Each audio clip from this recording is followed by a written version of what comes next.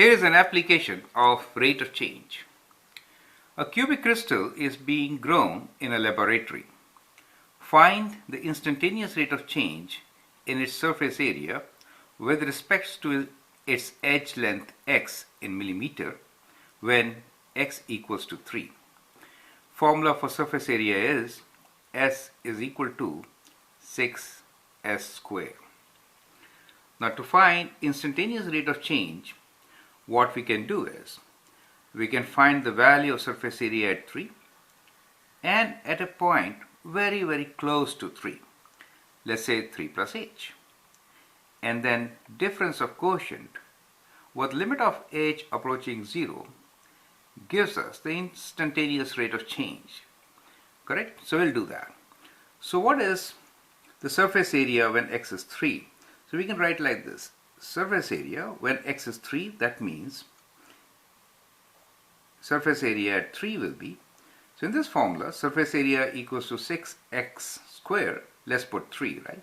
So we get 6 times 3 square, which is 6 times 9, which is equals to 54, correct? Now we can consider another point or another instance of time which is very close to 3. So that means surface area when the edge length x is very close to 3, that is, let's say 3 plus h. So how much is that going to be? So we can write here 6 times 3 plus h whole square, correct? And now let's expand it. So we get 6 times 3 square, which is 9, plus 2 3h, which is 6h, plus h square, right? So we just expanded this term. And now we can open this up, which is 6 times 9, 54, plus 36h plus 6h square. So this is the surface area of the cubic crystal when the edge length is 3 plus h. Now what is going to be the instantaneous rate of change in surface area?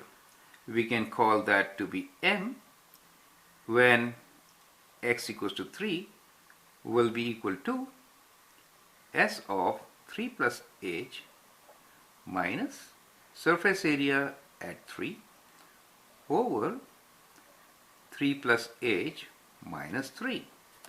Now for instantaneous rate of change, this h has to be very close to 3. That means the value of h is approaching 0.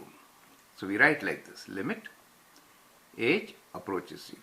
So that's what we get. Now we can substitute these values and calculate the instantaneous rate of change. As 3 plus h is 54 plus 36h plus h square.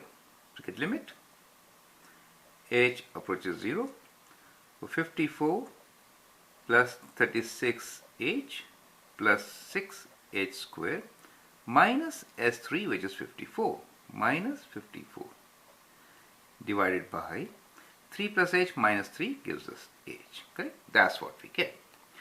Now we can simplify this. Numerator of 54 minus 54 is 0. So we can write this as limit h approaches 0 and we get 36h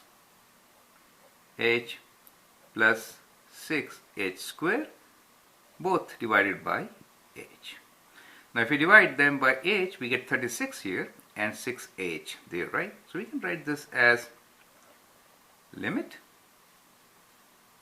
h approaches 0, 36 plus 6h, correct? That's what we get.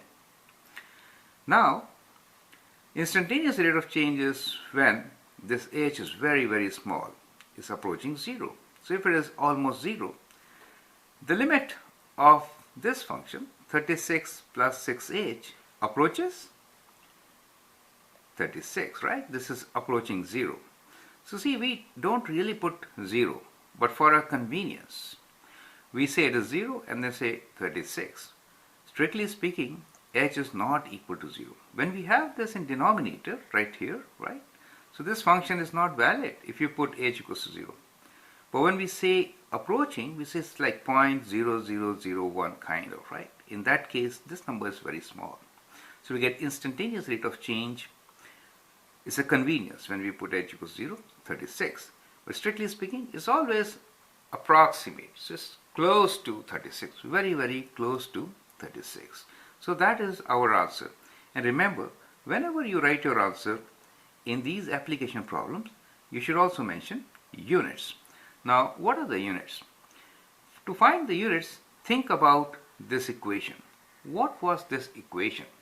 So as you can see, the equation really is change in surface area. Let me write here. Change in surface area with change of the length of the cube, right? The edge length x, correct. So area units are, in this case, we are given units as millimeters. So the area will be millimeter square and the area of the length will be millimeters, right? And what we are saying here is this difference delta x is very small. That's how we get this formula. We are saying limit delta x approaching 0. So delta x is very small. That means this minus this, that is h, is very small, right? So effectively, that's the formula which we are using, correct? So the units for us are millimeter square over millimeter. Well, some of the students I've seen, they'll cancel here and write millimeter. No, that is not the unit. Unit is unit of numerator, which is area, divided by over unit of denominator. It's kind of a rate. So don't simplify unit like crossing it out. Don't write just millimeter, since millimeter indicates length. Instantaneous rate of change of surface area with respect to its edge cannot be length. It's millimeter square over millimeter. This is a very important point we should take care of. I hope you understand and appreciate the way we have done this. And most of the questions relating rate of change can be solved in this fashion.